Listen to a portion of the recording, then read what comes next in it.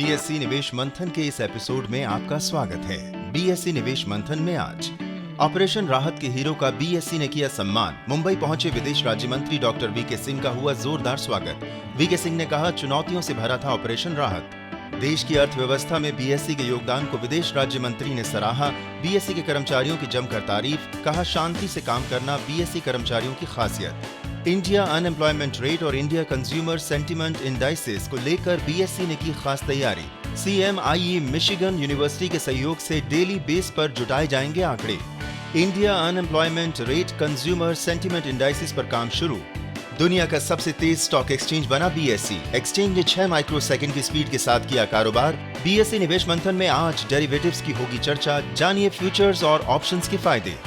और बीएससी के 140 वर्ष पूरे होने पर इंडिया टीवी के chairman and editor in chief Rajat Sharma ने दी शुभकामनाएं। कहा, भारतीय अर्थव्यवस्था की नब्ज है बीएससी। खड़े होकर बॉम्बे स्टॉक एक्सचेंज की स्थापना। देश के लिए खास योगदान देने वाली शख्सियतों को बीएससी समय समय पर सम्मान देता आया है।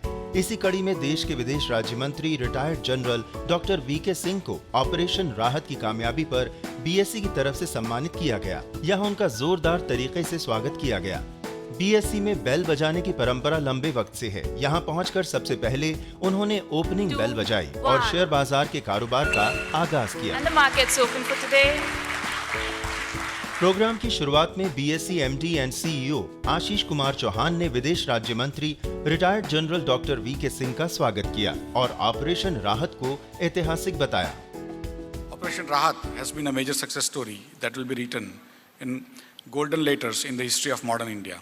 What has made this operation special is that Honorable Minister Shri V.K. Singh personally oversaw the successful completion of this feat, and even in doing so, he has not left any stone unturned to project India as a classic example for a humanitarian country, a country which values lives of its citizens and the whole human race.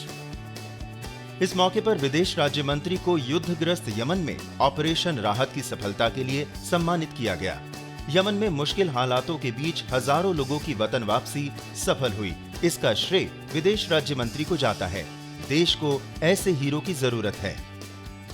An example of personal sacrifice and courage unparalleled in the contemporary history.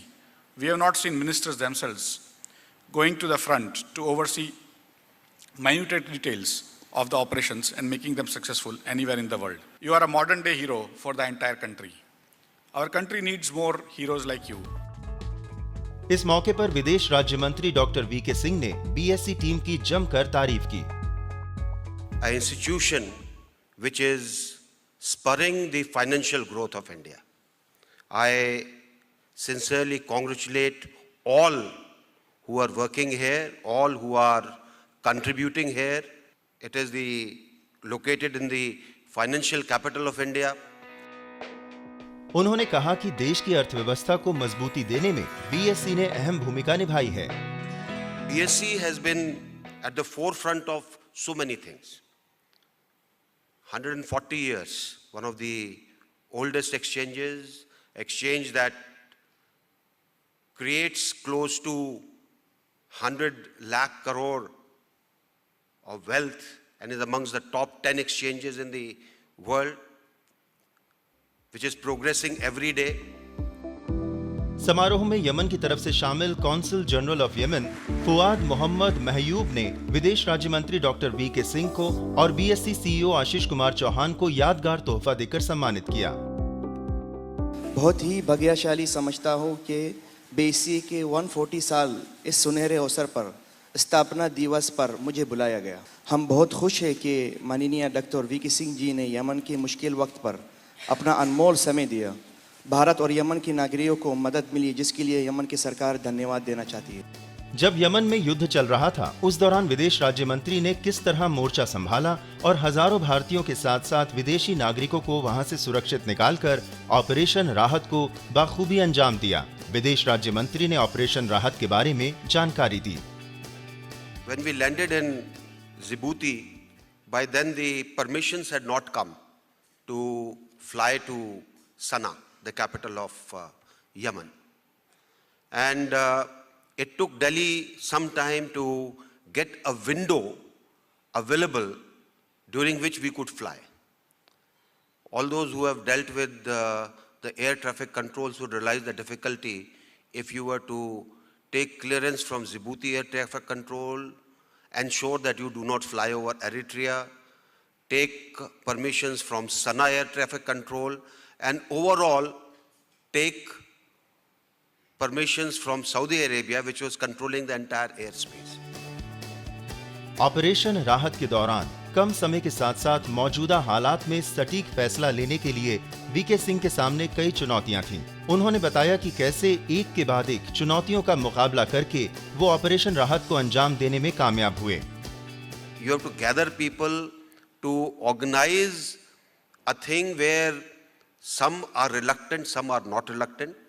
There are some with various difficulties. There are some who are trying to hand over their house. There are innumerable problems where food is not sufficient. And you can imagine the scale of operation in which in about 10 days' time, we flew in about 80 plus sorties to evacuate people. So it was quite a challenge. The kudos to Air Force, Air India, and the Indian Navy. Indian Navy did an excellent job in taking people out from the ports and bringing them to Djibouti, and from there we would put them into the aircraft. Yemen के मुश्किल दौर में केंद्र सरकार ने operation राहत के लिए कमान विदेश राज्य मंत्री retired general doctor VK Singh को सौंपी। देश के साथ साथ दूसरे मुल्कों को भी भारत से उम्मीदें थीं। What I would say is that the government of India's decision to ensure that somebody could go there and supervise personally was a very good decision.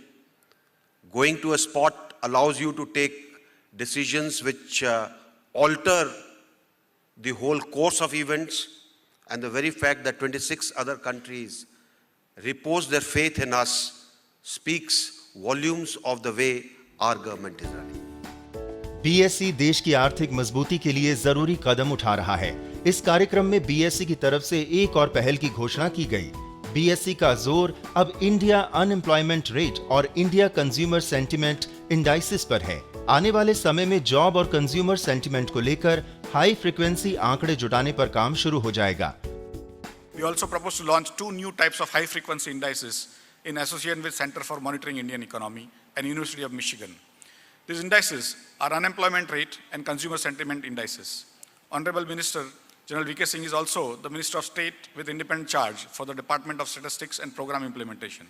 We hope our new indices will become useful addition to the information required for the Department of Statistics and Program Planning.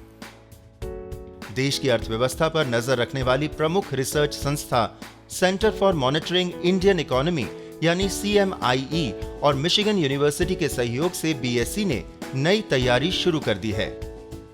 Unemployment tells us what the situation now is, what unemployment rate right now is, and consumer sentiments will tell us what the future looks like. CMI visits between 1,200 and 1,500 households and asks them questions on consumer expectations and the adults of the households, which is about 4,000 people, to ask whether they are employed. If they are unemployed, are they willing to work and looking for a job or otherwise? And from these, we will make the estimations and make them available on the same site of Bombay Stock Exchange and of CMI. Technology के दौर में रोजाना मिलने वाले आंकड़ों से वास्तविक स्थिति का पता चलेगा। ये आंकड़े पॉलिसी मेकर्स, इन्वेस्टर्स और कॉर्पोरेट जगत के साथ-साथ घरेलू अर्थव्यवस्था के सुधार में मददगार होंगे। A daily unemployment rate, which will come along with your Sensex going up and down, the unemployment rate going up and down, and this will be credible. And for credibility, there are enough academicians who are involved in ensuring that the methods are good, the results will be robust, and you can actually put this to use. And in the case of unemployment, I think the most important use will be in policy making. BSE ने हाल ही में एक नए मुकाम को छुआ है। BSE दुनिया का सबसे तेज स्टॉक एक्सचेंज बन गया है। एक्सचेंज ने 6 माइक्रोसेकंड की कारोबारी स्पीड के साथ ये उपलब्धि हासिल की है। BSE has helped India create wealth of 100 lakh crore, making it amongst the top 10 exchanges in the world by market capitalization. BSE ranks first in the world in terms of number of currency options contracts traded in number of listed companies, third in terms of number of currency futures, and fourth in terms of number of index options contract traded. BSE also has become the fastest exchange in the world this month with less than 20 microsecond response time. आगे देखिए derivatives क्या हैं और कैसे निवेश कर उठाएं फायदा।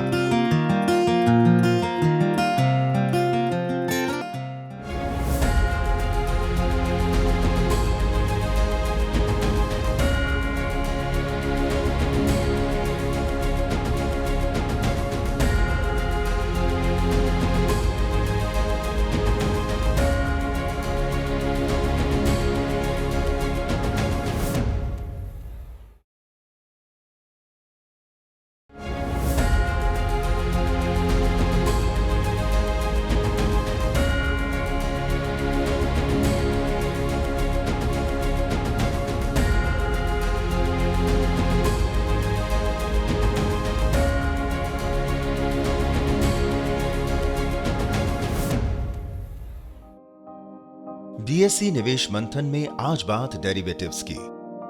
डेरिवेटिव एक इंस्ट्रूमेंट की तरह है, हालांकि इसका कोई स्वतंत्र मूल्य नहीं होता।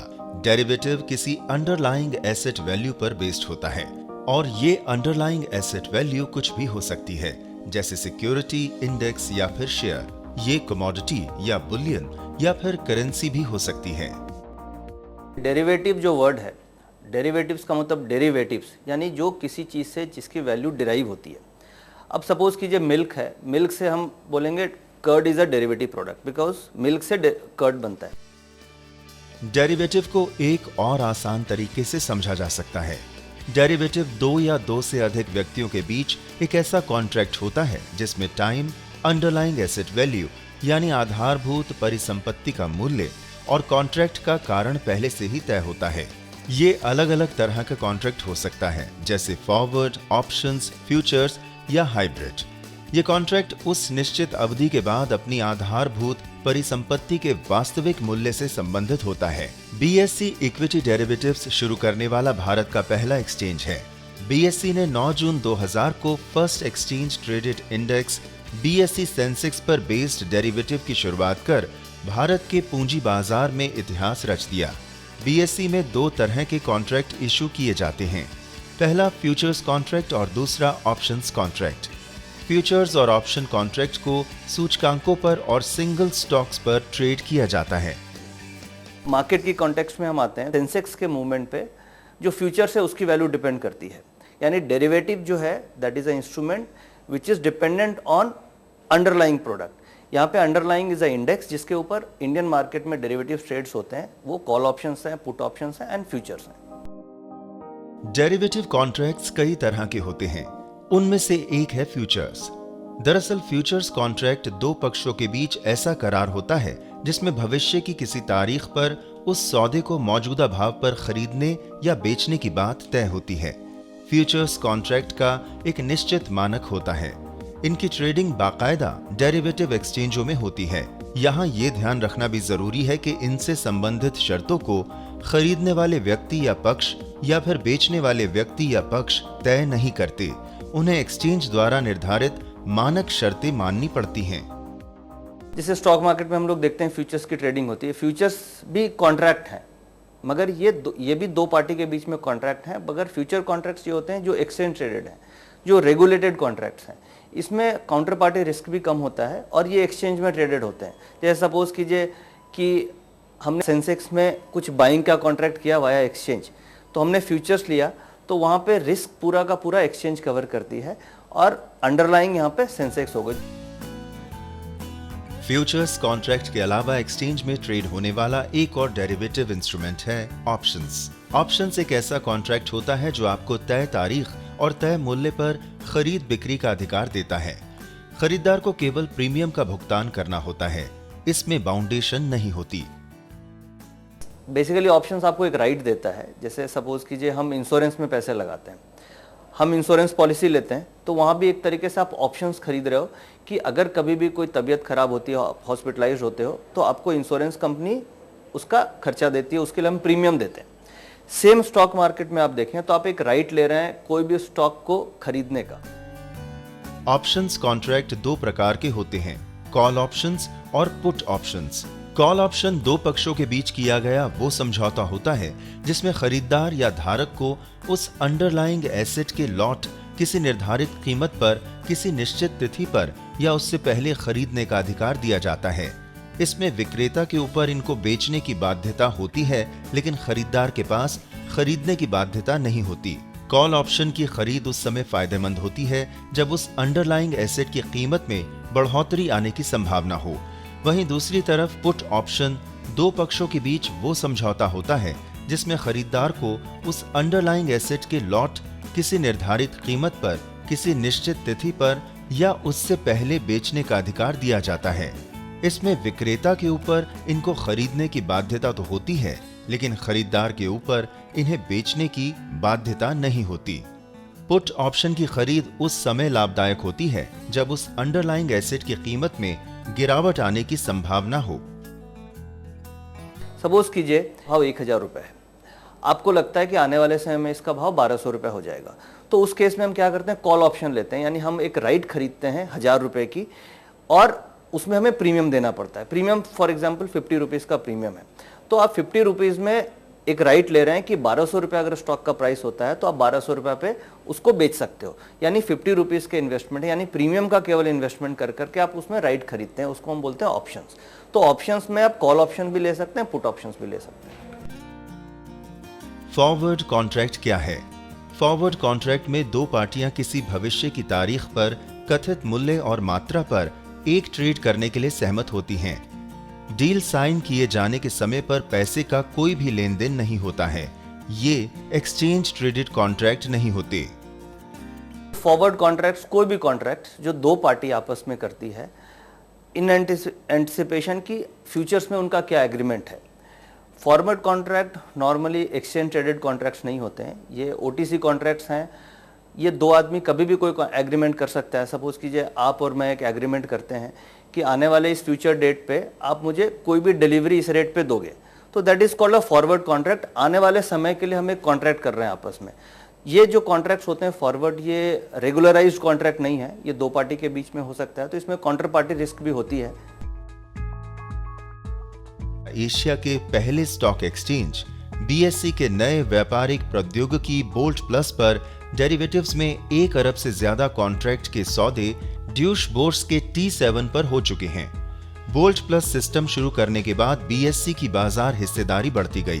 2015 के पहले 4 महीनों में इक्विटी डेरिवेटिव्स और करेंसी डेरिवेटिव्स में डेली बेस पर औसतन 32.8 लाख कॉन्ट्रैक्ट हुए। बीएसई के डेरिवेटिव सेगमेंट में नए ट्रेडिंग प्लेटफॉर्म बोल्ट प्लस के शुभारंभ के बाद 1 अरब कॉन्ट्रैक्ट्स का स्तर छूना बड़ी कामयाबी रही है। अगर आपको फ्यूचर्स एंड डेरिवेटिव मार्केट में ट्रेडिंग करनी है तो सबसे इंपॉर्टेंट है आपकी डिसिप्लिन ट्रेडिंग, और एक इंपॉर्टेंट फैक्टर है स्टॉप लॉस। स्टॉप लॉस पे काफ़ी फोकस करना चाहिए। अगर आप स्टॉप लॉस प्रॉपर फॉलो करेंगे तो आई एम श्योर कि आप इसमें पैसे बना सकते हैं। हाल ही में रिस्क फैक्टर को ध्यान में रखते हुए अब सेबी ने आने वाले दिनों में लॉट साइज को इंक्रीज करने का फैसला लिया है। माना जा रहा है इससे निवेशकों को फायदा पहुंचेगा। जो छोटे इन्वेस्टर हैं उनको अननेसेसरी लॉसेस नहीं होंगे। और इसमें एक डेटा और हम लोगों ने बैक टेस्टिंग किया था कि जो बड़े इन्वेस्टर्स की पोजीशन या एफआईज की पोजीशंस और रिटेल इन्वेस्टर्स की पोजीशंस दोनों अपोजिट होती है। यानी कि अगर बड़े जो इन्वेस्टर्स हैं या एफआईज हैं अगर वो बाय करके चल रहे हैं तो हमने ये देखा कि छोटे इन्वेस्टर्स सेल करके चलते हैं, तो उसमें उन्हें काफ़ी लॉसेस होने के चांसेस होते हैं। तो ये डिसीजन सेबी का आने से आने वाले समय में लॉन्ग टर्म इकोनॉमी के लिए काफ़ी अच्छा रहेगा। आगे देखिए बीएसई के 140 वर्ष पूरे होने पर क्या है इंडिया टीवी के chairman and editor in chief Rajat Sharma की राय। आज अच्छा लगता है कि बॉम्बे स्टॉक एक्सचेंज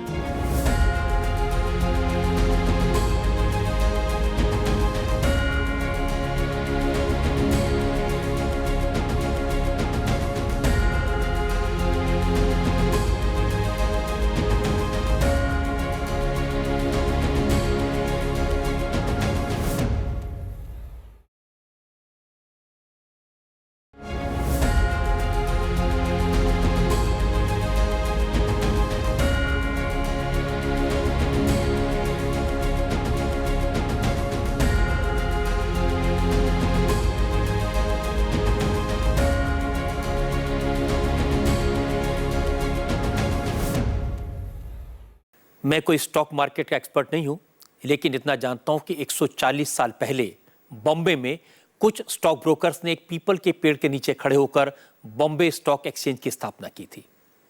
बाद में ये स्टॉक एक्सचेंज दलाल स्ट्रीट पहुंचा और आज अच्छा लगता है कि बॉम्बे स्टॉक एक्सचेंज इस समय भारतीय अर्थव्यवस्था की नब्ज बन चुका है, काफ़ी वाइब्रेंट है। स्टॉक एक्सचेंज में पिछले 20 साल में काफ़ी बदलाव आया है और आज ये दुनिया के 10 बड़े स्टॉक एक्सचेंज में एक है और पूरे भारत को बॉम्बे स्टॉक एक्सचेंज की उपलब्धियों पर गर्व है। और जिस तरह से पूरी दुनिया भारत की इकोनॉमी की तरफ देख रही है, आज बॉम्बे स्टॉक एक्सचेंज को उसमें एक बड़ी भूमिका अदा करनी है। I congratulate the BSE on completion of 140 years. They say some institutions like exchanges have a life which is almost into perpetuity. BSE is a good example of that longevity. I still remember my early days when I was at the starting point of my career and having visited the BSE's floor where trading used to happen through physical transactions by individuals on the floor of the exchange. BSE has now become completely technology driven and has moved with the times. I wish BSE a great success into the future and look forward to its completion of 150 years soon as well. BSE निवेश मंथन एक मंच है। इस कार्यक्रम के जरिए अगर आपके मन में किसी तरह का कोई सवाल है तो आप सोशल नेटवर्किंग साइट्स पर भी सवाल कर सकते हैं। हमारा फेसबुक अकाउंट है BSE India.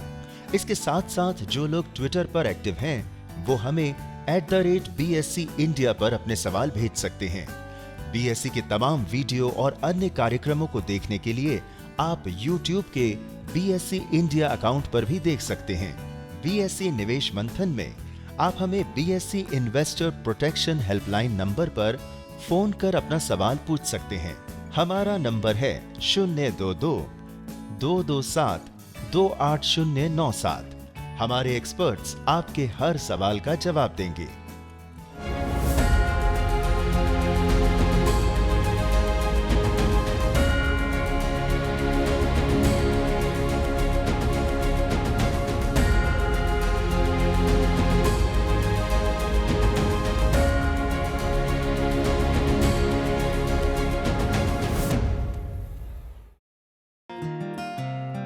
BSE investor protection fund के लिए न्यूज रूम मीडिया की प्रस्तुति।